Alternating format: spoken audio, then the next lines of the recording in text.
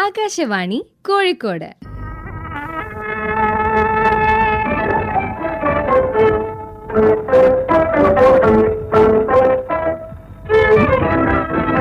യുവവാണി.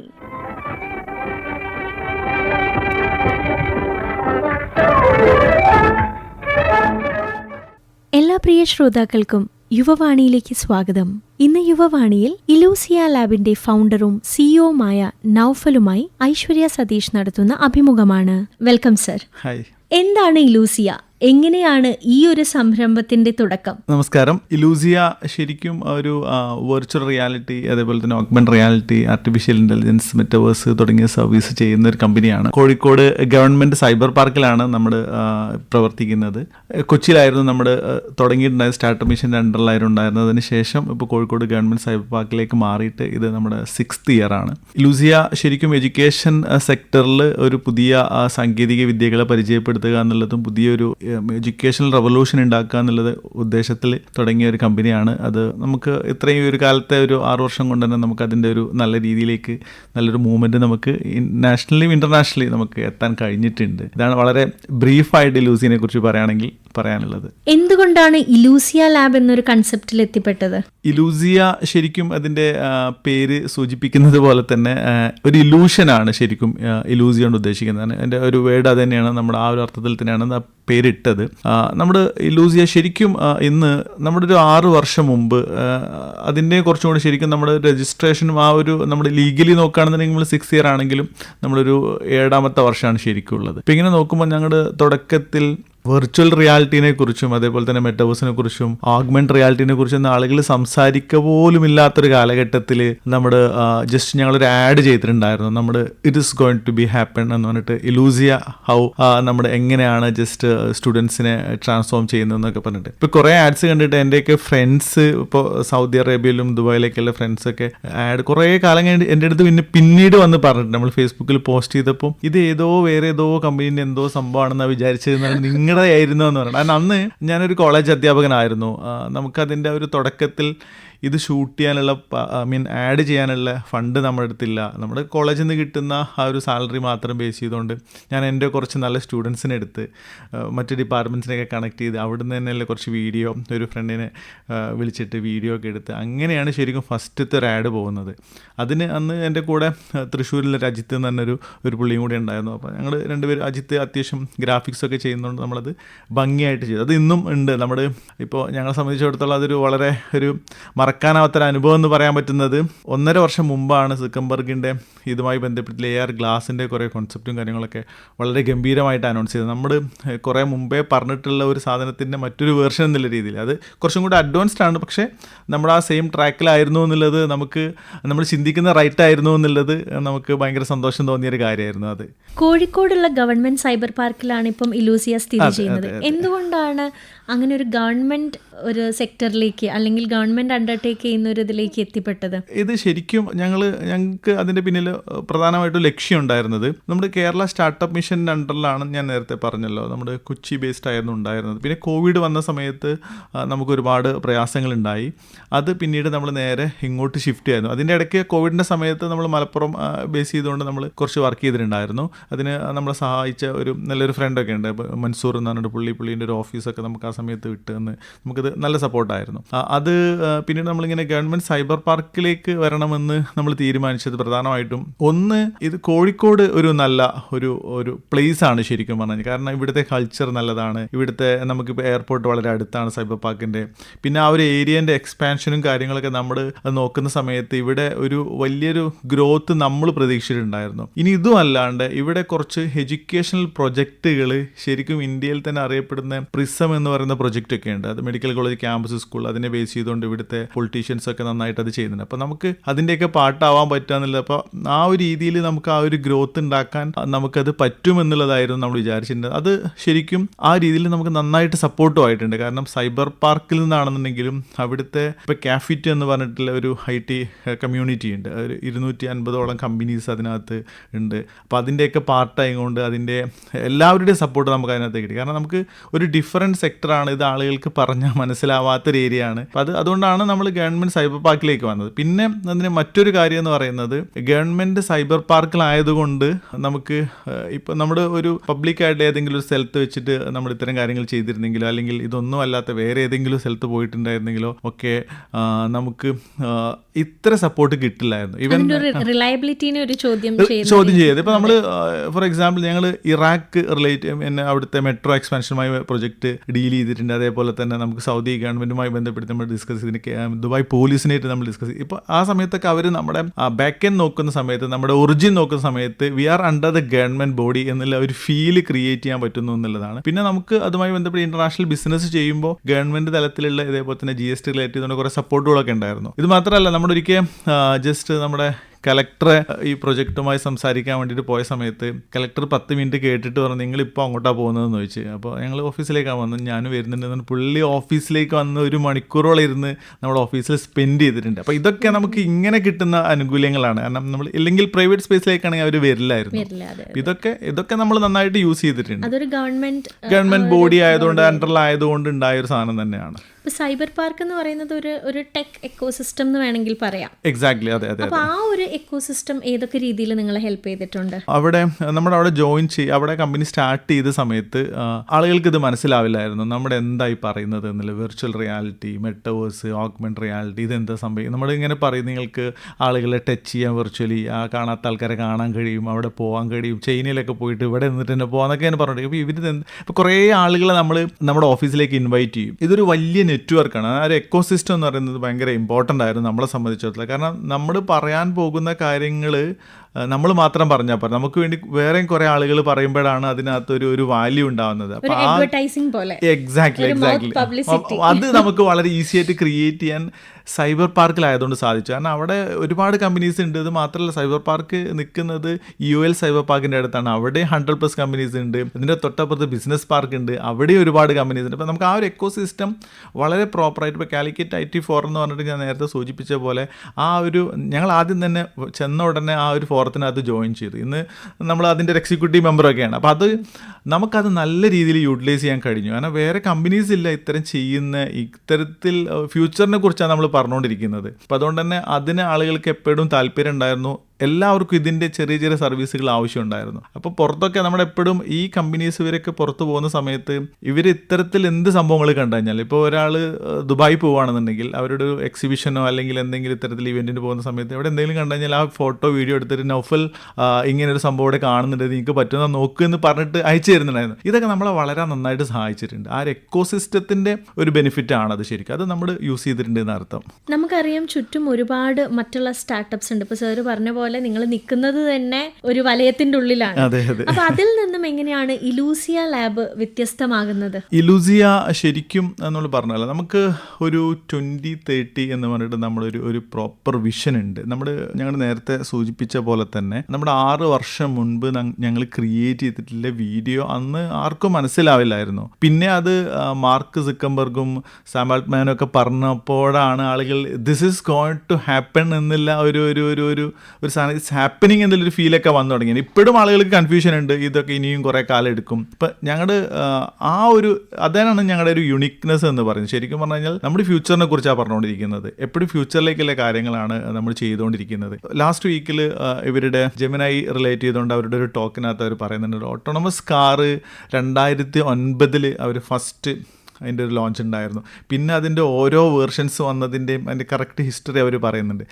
അത് ഇന്ന് 15 വർഷം കഴിഞ്ഞു. അപ്പോൾ ആ ഒരു വിഷൻ്റെ അത്രയ്ക്കല്ലെങ്കിൽ പോലും ഞങ്ങളതിൻ്റെയൊക്കെ ഒരു പകുതി എത്തുന്നു എന്നുള്ളതാണ് ഞങ്ങളെക്കുറിച്ച് ഇവാലുവേറ്റ് ചെയ്യുന്ന സമയത്ത് അല്ലെങ്കിൽ അസസ് ചെയ്യുന്ന സമയത്ത് നമുക്ക് തോന്നാറില്ല. അപ്പോൾ അതാണ് ഇലൂസിയൻ്റെ ഒരു പ്രത്യേകത. നമ്മൾ ഇന്നത്തെ കാര്യങ്ങളെക്കുറിച്ചല്ല, നാളെ ഇനി ഒരു 5 വർഷം കഴിഞ്ഞാൽ നടക്കാൻ പോകുന്നതിനെക്കുറിച്ച് നമ്മൾ പ്ലാൻ ചെയ്ത് അതിന് പാഷനേറ്റ് ആയിട്ടുള്ള ഒരു ടീമാണ് നമ്മളെപ്പോഴും നമ്മൾ ഹയർ ചെയ്യുന്ന സമയത്താണെന്നുണ്ടെങ്കിലും നമ്മുടെ പാർട്ട്ണർഷിപ്പിലേക്ക് വരുന്ന സമയത്താണെന്നുണ്ടെങ്കിലും ഒക്കെ നമ്മളെപ്പോഴും അത്തരം കാര്യങ്ങൾ നോക്കാറുണ്ട്. അവരുടെ vision have to be aligned with our vision. അത് ഞങ്ങൾ ഭയങ്കരമായിട്ട് നോക്കിക്കൊണ്ടിരിക്കുന്ന ഒരു സാധനം. അതാണ് നമ്മുടെ ഒരു ഡിഫറൻസ് എന്ന് പറയുന്നത്.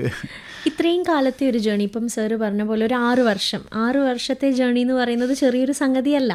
നിങ്ങൾ ഒത്തിരി പറഞ്ഞ പോലെ ഒരാളെ പറഞ്ഞത് കൺവിൻസ് ചെയ്യിപ്പിക്കുക അല്ലെങ്കിൽ അവർക്ക് മനസ്സിലാക്കിയെടുത്ത് എന്നിട്ട് അതിന് ശേഷം അതിനൊരു നേട്ടം ഉണ്ടാവും. തീർച്ചയായിട്ടും അങ്ങനെ ഉണ്ടായ നേട്ടങ്ങളെ കുറിച്ചൊന്ന് പറയാമോ?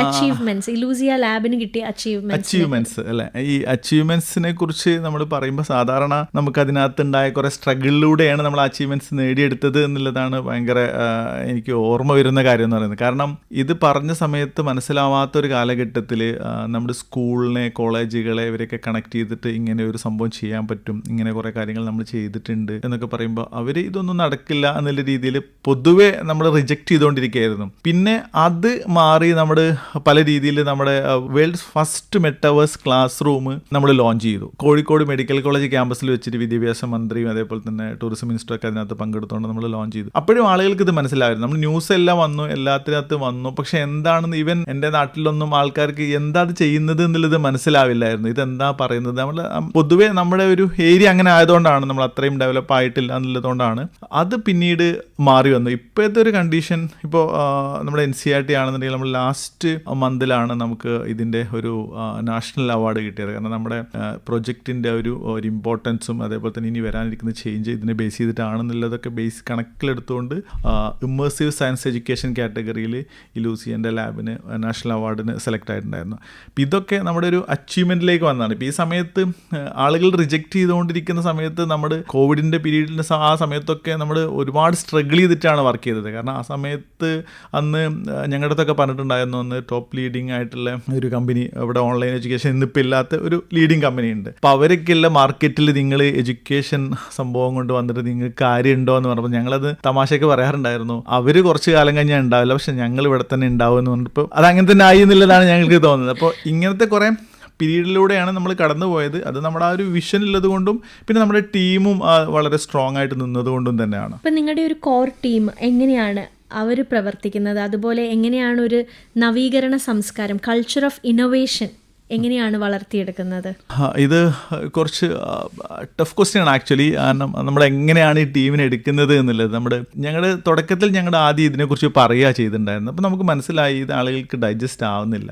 ആദ്യം ഇതിനെ എഡ്യൂക്കേറ്റ് ചെയ്യണം എന്നുള്ളത് മനസ്സിലായി. അപ്പോൾ നമ്മൾ പിന്നെ കണ്ടിന്യൂസ് ആയിട്ട് നമ്മൾ ചെയ്തുകൊണ്ടിരുന്നത് ക്യാമ്പസുകളിലൂടെ ഇത്തരം ടോക്കുകളിലൂടെ ഒക്കെ നമ്മൾ മാക്സിമം എക്സിബിഷനിലൊക്കെ പങ്കെടുത്തുകൊണ്ടേയിരുന്നു. കാരണം നമ്മൾ ഇതിനെ പറഞ്ഞ് ആളുകളിലേക്ക് പതുക്കെ ഇതിൻ്റെ പേരുകളും ഇത് ഇനി വരാനിരിക്കുന്ന ഒരു ടെക്നോളജി ആണെന്നുള്ള ഇത്തരത്തിൽ കുറേ സാധ്യതകൾ ഉണ്ട് എന്നുള്ളതും, ഇന്നിപ്പോൾ AI പെട്ടെന്ന് ആളുകൾ AI കുറിച്ച് പറയുന്നത് പോലെയാണ്. ശരിക്കും AI പുതിയൊരു സംഭവമേ അല്ല, പക്ഷേ ആളുകളുടെ റിയൽ യൂസ് കേസിനെ ടച്ച് ചെയ്യുമ്പോഴാണ് ആൾക്കാർ ഒന്ന് ഞെട്ടിക്കൊണ്ട് വരിക. പക്ഷെ അതിൻ്റെ മുമ്പേ നമ്മൾ ഇത് പറഞ്ഞുകൊണ്ടിരുന്നപ്പോൾ നമുക്ക് കുറേ പ്രശ്നങ്ങളുണ്ടായിരുന്നു. നമ്മൾ കണ്ടിന്യൂസ് ആയിട്ട് ഇതേപോലെ ക്യാമ്പസുകളിലൂടെ വർക്ക്ഷോപ്പുകൾ നടത്തിയപ്പോൾ പ്രധാനമായിട്ട് ഉദ്ദേശം ഉണ്ടായിരുന്നത് നമുക്ക് ആൾക്കാർ വേണമായിരുന്നു ഇതിനകത്ത്. ഇത് ചെയ്യിപ്പിക്കാനും നമുക്ക് ആൾക്കാരില്ലായിരുന്നു. അപ്പോൾ ഇൻട്രസ്റ്റുള്ള ആളുകൾ ഇങ്ങനെ ഒരു ജോബ് ചാൻസ് ഇവിടെ ഉണ്ട് എന്ന് അറിഞ്ഞാലേ ഉള്ളൂ അതിനകത്തേക്ക് വരിക. ഇല്ലെങ്കിൽ നമുക്ക് ആളെ കിട്ടാനില്ല. ഇപ്പോഴും ഇതിനകത്ത് പ്രശ്നങ്ങളുണ്ട്. ഇപ്പം ഇത് നമ്മൾ കണ്ടിന്യൂസ് ആയിട്ട് ക്യാമ്പസുകളിലൂടെയൊക്കെ ഇങ്ങനെ നടന്ന് സംസാരിച്ചതിൻ്റെ അടിസ്ഥാനത്തിൽ കുറേ ആളുകൾ ഇത് കൊള്ളാലോ, ഇതിനകത്ത് പഠിക്കാൻ പറ്റുമോ എന്നൊക്കെ ചോദിച്ചിട്ട് വന്നു.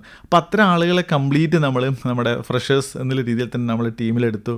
അവർക്ക് നല്ലൊരു വിഷൻ ഉണ്ടാക്കി കൊടുത്തു. അവരെ ഒരു ലീഡർഷിപ്പ് ക്വാളിറ്റി കൊണ്ടുവന്ന് നമ്മളൊരു ഹാപ്പി ആയിട്ടുള്ളൊരു വർക്ക് കൾച്ചറാണ് നമ്മുടെ എപ്പോഴും നമ്മൾ അതിനകത്തുണ്ട്. അപ്പോൾ എല്ലാവർക്കും എല്ലാം പറയാൻ പറ്റുന്ന ഒരു ഫ്രീഡം കൊടുത്തുകൊണ്ട് കാരണം നമുക്ക് നമ്മുടെ എല്ലാവരുടെ അടുത്തും പറയുന്നത് നമ്മുടെ കണ്ടുകൊണ്ടിരിക്കുന്ന ചാനലുകൾ എല്ലാം നമ്മൾ ചേഞ്ച് ചെയ്യണം. ടെക്കിനെ ബേസ് ചെയ്തുകൊണ്ട് എല്ലാ ചാനലുകളും നമ്മൾ സബ്സ്ക്രൈബ് ചെയ്യണം, അത് ഫോളോ ചെയ്യണം. എന്നിട്ട് എല്ലാ ദിവസവും നമ്മൾ മീറ്റിങ്ങുകൾ വെക്കും, അല്ലെങ്കിൽ ചെറിയ ഡിസ്കഷൻ, നമ്മൾ ഔട്ടിങ് പോലെയൊക്കെ നമ്മുടെ പുതിയ കാര്യങ്ങളെക്കുറിച്ച് ഒരാൾ പറയാനുള്ള അവസരം കൊടുക്കും. അപ്പോൾ ഓരോരുത്തരും പുതിയ രീതികൾ, പുതിയ സംഭവങ്ങൾ പരീക്ഷിക്കും. അങ്ങനെ ഞങ്ങൾ ഒറ്റ ദിവസം കൊണ്ട് ഉണ്ടാക്കിയ ചില പ്രൊഡക്റ്റൊക്കെ ഭയങ്കര ഗംഭീരമായിട്ട് നമ്മൾ വിൽക്കാൻ പറ്റിയിട്ടുണ്ട്. ഈ ഒരു കൾച്ചർ നമുക്ക് ഉണ്ടായിരുന്നു. നമ്മൾ ടെക് കൾച്ചർ എന്നതിനേക്കാൾ ഉപരി നമ്മളൊരു ആറ്റിറ്റ്യൂഡും അവരുടെ ഒരു ടീം മെമ്പർ എന്നുള്ള രീതിയിൽ, ഒരു ഫാമിലി മെമ്പർ എന്നുള്ള രീതിയിലേക്കുള്ള ഒരു കൾച്ചർ ക്രിയേറ്റ് ചെയ്യാനാണ് എപ്പോഴും നമ്മൾ ശ്രമിച്ചുകൊണ്ടിരുന്നത്. അപ്പോൾ അതിനുള്ള ഫ്രീഡം നമുക്ക് എല്ലാവർക്കും ഉണ്ടായിരുന്നു. ടീമിൻ്റെ അതിനെ പാർട്ട്നേഴ്സിനെ ഹയർ ചെയ്യുന്ന കേസിലാണെന്നുണ്ടെങ്കിലും അതിന് ടീം മെമ്പേഴ്സിൻ്റെ കേസിലാണെന്നുണ്ടെങ്കിലും ഒക്കെ നമ്മൾ ആ ഒരു കൾച്ചർ കീപ്പ് ചെയ്യാൻ വേണ്ടിയിട്ടാണ് ഓൾമോസ്റ്റ് ശ്രമിച്ചിട്ടുള്ളത്. മോറോവർ ഒരു വർക്ക് സ്പേസ് എന്നുള്ളതിനേക്കാൾ ഒരു ഫ്രണ്ട്ലി ഗ്യാങ് എന്നുള്ള രീതിയിലായിരിക്കും.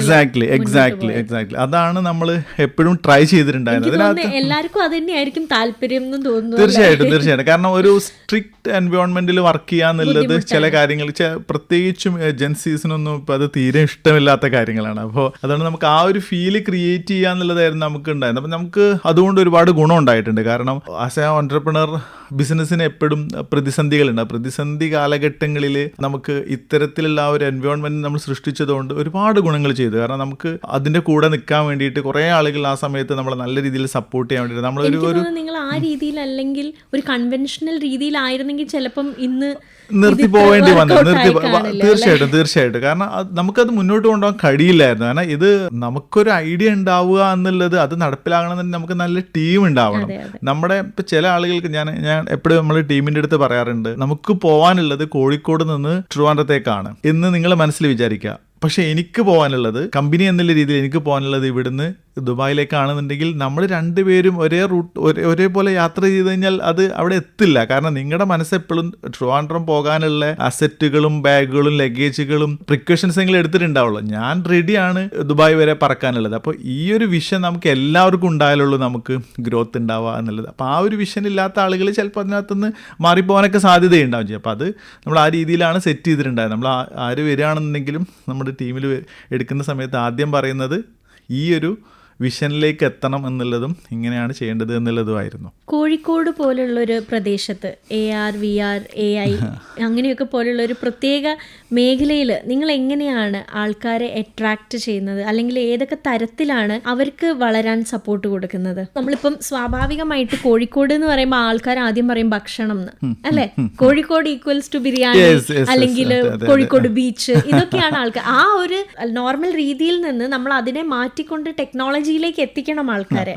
അതും നമുക്കിപ്പോ ഈ പറഞ്ഞ പോലെ എനിക്ക് തോന്നുന്നു നിങ്ങൾക്ക് ചിലപ്പോൾ ഒരു 30 അല്ലെങ്കിൽ 40 വരെ ഏജ് ഉള്ളവരെ ആയിരിക്കും കൂടുതൽ ഈ കാര്യങ്ങളൊക്കെ ഡൈജസ്റ്റ് ആവുന്നതും ചിലപ്പം അവർക്ക് തന്നെ ആയിരിക്കാം അധികവും. ഞാൻ മറ്റുള്ളവരെ അല്ലാന്നല്ല പറയുന്നത്, പക്ഷെ അധികവും ഇപ്പോഴത്തെ ജെൻസി പിള്ളേർക്കും അങ്ങനെയുള്ള ആൾക്കാർക്കൊക്കെയാണ് ഇത് കുറച്ചുകൂടി ഡൈജസ്റ്റ് ആവുന്നത്. അപ്പൊ ഇങ്ങനെ ഒരു സാഹചര്യത്തിൽ എങ്ങനെയാണ് ഇലൂസിയ ലാബ് അല്ലെങ്കിൽ നിങ്ങളുടെ ഒരു കോർ ടീം ഇവരെ വളർത്താനും ഇവരെ ഇതിലേക്ക് അട്രാക്ട് ചെയ്യാനും ഏതൊക്കെ തരത്തിലുള്ള സ്റ്റെപ്സ് ആണ് എടുത്തിട്ടുള്ളത്? ഇതിനകത്ത് നമ്മൾ സത്യത്തിൽ ഇതൊരു വളരെ ഡിഫറെൻ്റ് ആയിട്ടുള്ള ഏരിയ ആയതുകൊണ്ട് തന്നെ പലരും ഇതിനകത്തേക്ക് വരുമ്പോൾ അവർക്ക് ഈ ഇത് വെച്ചിട്ട് അവർക്ക് എന്താ ചെയ്യാൻ കഴിയുക, ഇതിൻ്റെ ഡെയിലി ലൈഫിൽ ഇതിനകത്ത് എങ്ങനെ എഫക്റ്റ് ചെയ്യുന്നു എന്നുള്ളതിനെക്കുറിച്ച് ഒരുപാട് കൺഫ്യൂഷൻസ് ഉണ്ടായിരുന്നു. അപ്പോൾ നമ്മൾ എല്ലാ മേഖലകളിലേക്കും കണക്ട് ചെയ്യാൻ പറ്റുന്ന രീതിയിൽ കുറേ ടൂൾസുകൾ ക്രിയേറ്റ് ചെയ്യാൻ തുടങ്ങി. ശരിക്കും ഇപ്പോൾ നമ്മളിപ്പോൾ കാലിക്കറ്റിനെ ബേസ് ചെയ്ത് പറയുകയാണെന്നുണ്ടെങ്കിൽ കാലിക്കറ്റ് നമ്മളൊരു ഹോട്ടലിൻ്റെ അടുത്ത് നമ്മൾ സംസാരിച്ചിട്ടുണ്ടായിരുന്നു, റെസ്റ്റോറൻറ്റ് സംസാരിച്ചിട്ടുണ്ടായിരുന്നു വെച്ചാൽ നിങ്ങളുടെ ഫുഡ് പ്രിപ്പയർ ചെയ്തിട്ട് അവരെ ജസ്റ്റ് ഒരാൾ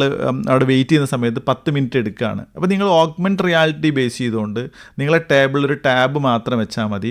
നിങ്ങൾ കുക്ക് ചെയ്യുന്നത് ജസ്റ്റ് അവർ ARൽ കുക്ക് ചെയ്ത ടേബിൾ ഇങ്ങനെ ഓരോ സാധനം ഡ്രാഗ് ചെയ്യുന്നു, സെലക്ട് ചെയ്യുന്നു, അതിന് മിക്സ് ചെയ്യുന്നു. 10 മിനിറ്റ് ആണെന്നുണ്ടെങ്കിൽ 8 മിനിറ്റ് കൊണ്ട് പുള്ളി അത് കുക്ക് ചെയ്ത് ഫിനിഷ് ചെയ്യുകയാണെന്നെങ്കിൽ ചെറിയ ഡിസ്കൗണ്ട് കൊടുത്തോളൂ, നിങ്ങൾക്ക് ഓഗ്മെൻറ്റ് റിയാലിറ്റിയിൽ ഒരു ആപ്ലിക്കേഷൻ റെഡിയാക്കി തരാം. അത് കോഴിക്കോടിനെ സംബന്ധിച്ചിടത്തോളം ഭയങ്കരമായിട്ട് ഹിറ്റാവും. കാരണം നമുക്ക് അത്തരത്തിലുള്ള സർവീസുകൾ നമ്മൾ കൊടുത്തുകൊണ്ട് ഇവരെ അട്രാക്ട് ചെയ്യിപ്പിച്ചു. പിന്നെ നമുക്ക് വന്നിട്ടുള്ള വേറൊരു കാര്യം എന്ന് വെച്ചാൽ നമ്മൾ ഇതിനകത്തേക്ക് ആളുകൾക്ക് ഏറ്റവും മനസ്സിലാവുന്ന രീതിയിലേക്കുള്ള കാര്യങ്ങൾ ചെയ്യണം. ഇപ്പോൾ കുറച്ച് മുമ്പ് മരിച്ചു പോയ ഒരാളെ വീണ്ടും വെർച്വലി കണ്ട് ഒരു കുട്ടി അവൻ്റെ അമ്മേനെ മീറ്റ് ചെയ്യുന്ന ഒരു വീഡിയോ അത്യാവശ്യം വൈറലായിട്ടുണ്ടായിരുന്നു. ഇപ്പം ഇത്തരത്തിൽ ഇമോഷണലി കണക്ട് ചെയ്യുന്ന പല കാര്യങ്ങളും നമ്മൾ ഇതിനകത്ത് കൊണ്ടുവന്നു.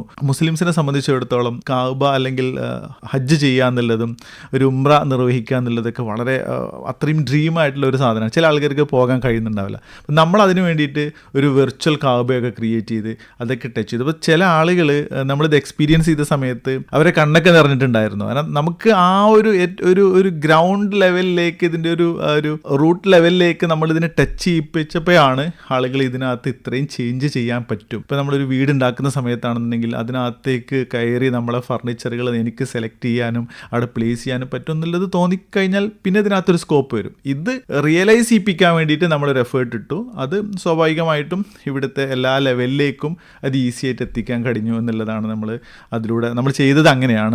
ഇലൂസിയ ലാബിലേക്ക് നിങ്ങളിപ്പോൾ ഒരു ആൾക്കാരെ ഹയർ ചെയ്യുകയാണെന്ന് വിചാരിക്കും. അപ്പം നിങ്ങൾ എക്സ്പെക്ട് ചെയ്യുന്ന ക്വാളിഫിക്കേഷൻസ് എന്തൊക്കെയാണ്? നമ്മുടെ ഇതിനകത്ത് 2-3 പാർട്ടുകളുണ്ട്. ഒന്ന്, ഇതിനകത്തൊരു കോഡിങ് സ്കില്ലുള്ള ഒരു ഏരിയ ഉണ്ട്. അതായത് ഇതിനകത്ത് നമ്മുടെ ഇൻട്രാക്ഷൻസ് അതിനകത്ത് ഡീറ്റെയിലിംഗ് ആയിട്ട് ചെയ്യാണ്ട് മെറ്റവേഴ്സ് ത്രൂ ചെയ്യുന്ന വെർച്വൽ ഇൻട്രാക്ഷൻസ് അത്തരം കാര്യങ്ങളൊക്കെ പോസിബിൾ ആക്കണമെന്നുണ്ടെങ്കിൽ ഡെഫിനറ്റായിട്ടും അതിന് കോഡിങ്ങിൻ്റെ ഒരു സ്കില്ല് വേണം. ഓക്കെ, പ്രോഗ്രാമിംഗ് സ്കില്ല് വേണം എന്നർത്ഥം. ഇതല്ലാണ്ട് ഇതിൻ്റെ വേറൊരു ഏരിയ വരുന്നത് ശരിക്കും ഇതിനകത്ത് ഒരു ഡിസൈനിങ് പാർട്ട് ഉണ്ട്. ഇതിനകത്ത് ഇപ്പോൾ നമ്മുടെ ആ ഒരു എൻവയോൺമെൻറ്റിൽ മൂവ് ചെയ്യുമ്പോൾ ഉണ്ടാകുന്ന ഒരു ഇൻട്രസ്റ്റിംഗ് ഫാക്ടർ അതിൻ്റെ UI UX ഡിസൈനിങ്ങിന് വരുന്ന പറഞ്ഞാൽ അപ്പോൾ ക്രിയേറ്റീവായിട്ടുള്ള അത്തരത്തിലുള്ള ഐഡിയാസ് അങ്ങനത്തെ കാര്യങ്ങൾ ചെയ്യാൻ താല്പര്യമുള്ള ആളുകളെ നമ്മൾ ഇതിനകത്ത് കൊണ്ട് നമ്മളത് വേറെ സ്കില്ലൊന്നും നോക്കില്ല. അവർക്കൊരു വിഷ്വലൈസ് ചെയ്യാനുള്ള ഒരു സ്കില്ല് ഉണ്ടെങ്കിൽ ഡെഫിനറ്റ്ലി നമ്മൾ അവരെ ഹയർ ചെയ്യും. പിന്നെ കോഡിങ്ങിനകത്തേക്ക് നോക്കുകയാണെന്നുണ്ടെങ്കിൽ സ്വാഭാവികമായിട്ടും അവരെ ടെക്നിക്കൽ സ്കില്ല് എന്ന് പറയുന്നിട്ട് നമ്മൾ മാത്സിൻ്റെ ഒരു ബേസ് കാര്യങ്ങൾ ഒരു ലോജിക്കൽ ടെസ്റ്റ് നടത്താനുള്ള സ്കില്ലൊക്കെ അവർക്ക് ഉണ്ടെന്നുണ്ടെങ്കിൽ സ്വാഭാവികമായിട്ടും നമ്മളിതൊക്കെ നോക്കിയിട്ട് അവരെ എടുക്കും. പ്ലസ് ഞാൻ നേരത്തെ പറഞ്ഞല്ലോ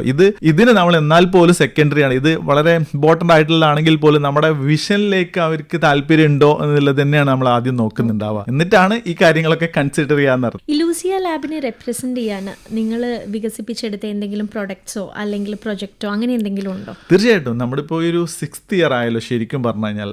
നമ്മുടെ ഇലൂസിയ ലാബ് ശരിക്കും പ്രൊവൈഡ് ചെയ്യുന്നത് ഹൈസ്കൂൾ വിദ്യാർത്ഥികൾക്കുള്ള CBSE സ്റ്റേറ്റ് സിലബസിനെ ബേസ് ചെയ്തുകൊണ്ടുള്ള പ്രാക്ടിക്കൽ ലാബ്സ് ആണ്. അവർക്ക് physics, chemistry, biology, geography, science തുടങ്ങിയിട്ടുള്ള ഇങ്ങനെ ഡിഫറെൻറ്റ് മേഖലകളിലെ സബ്ജക്ട്സുകളെയും ഒപ്പം ലാംഗ്വേജും ഒക്കെ വിർച്വലി പഠിക്കാൻ പറ്റുന്ന സിസ്റ്റം ഉണ്ട്. അതായത് കുറച്ചും കൂടി ഡീറ്റെയിൽ ആയിട്ട് പറയുകയാണെന്നുണ്ടെങ്കിൽ കുട്ടികൾക്ക് റിയൽ ലാബിൽ പോവാണ്ട് തന്നെ അവിടുത്തെ പ്രാക്ടിക്കൽ എക്സ്പെരിമെൻറ്റ് ചെയ്യാൻ കഴിയും എന്നുള്ളതാണ് നമ്മൾ ഓഫർ ചെയ്യുന്നത്. അത് അവർക്ക് 100 ടൈം വേണമെങ്കിൽ ചെയ്യാൻ പറ്റും. അവിടുത്തെ ഒരു കെമിക്കൽ കോസ്റ്റ് ഇല്ല, ഫിസിക്കൽ ഡാമേജ് ഇല്ല.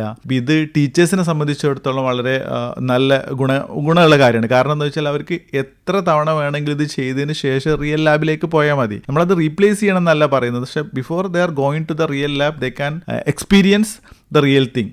അപ്പോൾ അതിനുള്ള ഒരു അവസരം നമ്മൾ ഉണ്ടാക്കി കൊടുക്കാന്നുള്ളത്. ഇപ്പോൾ സ്റ്റുഡൻസ് ചെയ്യുന്നത് നമ്മൾ വളരെ പ്രോപ്പറായിട്ട് മെൻറ്ററിയും അതിനകത്ത് ഒരു ആർട്ടിഫിഷ്യൽ ഇൻ്റലിജൻസ് സഹായത്തോടെ ഒരു ട്യൂട്ടർ ഉണ്ടാവും. ഇതെല്ലാം കൂടെ ചെയ്തിട്ടാണ് നമ്മുടെ ഒരു പ്രാക്ടിക്കൽ ലാബ് ഉള്ളത്. ഇതിനാണ് നമുക്ക് നാഷണൽ അവാർഡ് കിട്ടിയിട്ടുള്ളതും. ഇതല്ലാണ്ട് നമുക്ക് ഇപ്പോൾ ഞാൻ നേരത്തെ പറഞ്ഞിട്ടുണ്ടായിരുന്നു നമ്മൾ ഇറാഖിൻ്റെ മെട്രോ എക്സ്പാൻഷൻ അതുമായി ബന്ധപ്പെടുത്തി നമ്മളിപ്പോൾ ഒരു പ്രൊജക്റ്റ് ചെയ്തുകൊണ്ടിരിക്കുന്നുണ്ട്. അപ്പോൾ അതിൻ്റെ ഒരു ഫസ്റ്റ് ഫേസിലെ കാര്യങ്ങൾ ജസ്റ്റ് അവർക്കൊരു ഡെമോ കാര്യങ്ങളെല്ലാം കൊടുത്ത് അവിടെ ഒരാൾ മെട്രോ സ്റ്റേഷനിൽ വെയിറ്റ് ചെയ്യുന്നു. അപ്പോൾ ട്രെയിനിൻ്റെ സൗണ്ട് കേൾക്കും, ഫ്രണ്ടിൽ വന്നിട്ട് ട്രെയിൻ വന്ന് നിൽക്കും, ഡോർ ഓപ്പൺ ചെയ്യും, അതിനകത്ത് കയറാം, ആൾക്ക് യാത്ര ചെയ്യാം, അടുത്ത സ്റ്റേഷനിൽ ഇറങ്ങാം. ഇത് അവർ ഉദ്ദേശിക്കുന്നത് അതിൻ്റെ ഒരു ഡീറ്റെയിലിംഗ് കിട്ടാൻ വേണ്ടിയിട്ട് അതിന് മുമ്പേ അവരൊന്ന് ചെയ്യണമെന്ന് പറഞ്ഞിട്ടാണ് നമ്മുടെ അടുത്തേക്ക് അങ്ങനെ റിക്വയർമെൻറ്റ് വന്നത്. അപ്പോൾ അത് നമ്മൾ ചെയ്തു കൊടുത്തിട്ടുണ്ടായിരുന്നു. അതിന് നെക്സ്റ്റ് ലെവൽ നമ്മൾ വെയിറ്റിംഗിലാണ്. പിന്നെ ഇതല്ലാണ്ട് നമ്മൾ കേരള പോലീസിനായിട്ട് നമ്മുടെ ഒരു അസോസിയേഷൻ ഉണ്ടായിരുന്നു. അതിൽ നമുക്കിപ്പോൾ റിയൽ നമ്മൾ റോഡിലൂടെ ഡ്രൈവ് ചെയ്ത് കഴിഞ്ഞാൽ ഒരു ഗുഡ് ട്രാഫിക് കൾച്ചർ ക്രിയേറ്റ് ചെയ്യാനുള്ളതിൻ്റെ ഭാഗമായിട്ട് VR ഹെഡ്സെറ്റും പ്ലസ് ഡ്രൈവിംഗ് നമ്മൾ ഗെയിമിംഗ് കൺസോൾസും ഒക്കെ വെച്ചുകൊണ്ട് ഒരു ഡ്രൈവിംഗ് കൾച്ചറിൻ്റെ ഒരു പാർട്ട് നമ്മളിതിൻ്റെ പാർട്ടായിട്ട് സ്റ്റാർട്ട് ചെയ്തിട്ടുണ്ട്. പക്ഷേ അതിങ്ങനെ സ്ലോ മൂവിങ് ആണ്, കാരണം കുറച്ച് ഡിലേസും കാര്യങ്ങളൊക്കെ അതിനകത്തുണ്ട്. എനിക്ക് തോന്നുന്നു ഏറ്റവും പെട്ടെന്ന് തന്നെ നിങ്ങൾ ചെയ്യേണ്ട ഒരു പ്രൊജക്ട് ചിലപ്പം അതായിരിക്കും. കാരണം ഇപ്പൊ ഈ 6 വരി പാത കൂടി വന്നപ്പം തീർച്ചയായിട്ടും ആൾക്കാർക്ക് നല്ല റോഡ് അപ്പൊ അങ്ങനെ അങ്ങ് അടിച്ചു. ശരിക്കും ഇത് നമ്മുടെ മോട്ടോർ വെഹിക്കിൾ ഇവരൊക്കെ പറഞ്ഞതിന്റെ അടിസ്ഥാനത്തിൽ നമ്മളൊക്കെ നോക്കും. നമ്മൾ അങ്ങനത്തെ വേറൊരു എക്സ്ട്രാ പ്രപ്പോസലൊക്കെ കൊടുത്തിട്ടുണ്ടായിരുന്നു. ഓരോ ഏരിയയിലും പുതിയ പുതിയ ചേഞ്ച് വരുമ്പോൾ ഇവിടെ എങ്ങനെ ഡ്രൈവ് ചെയ്യണമെന്ന് അറിയാത്തതുകൊണ്ടുള്ള ഒരുപാട് പ്രശ്നങ്ങളുണ്ട്.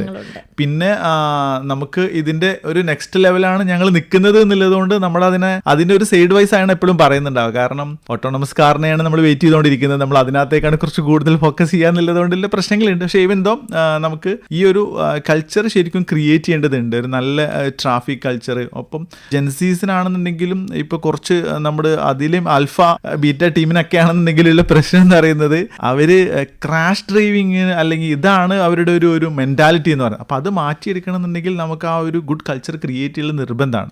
ആർക്കും വെയിറ്റ് ചെയ്യാൻ പറ്റുന്നില്ല. അതെ, അവർക്ക് അതിന് അത്ര ക്ഷമയില്ല സത്യത്തിൽ.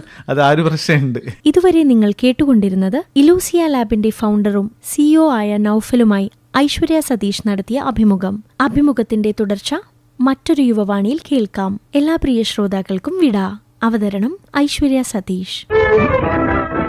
യുവവാണി സമാപിക്കുന്നു.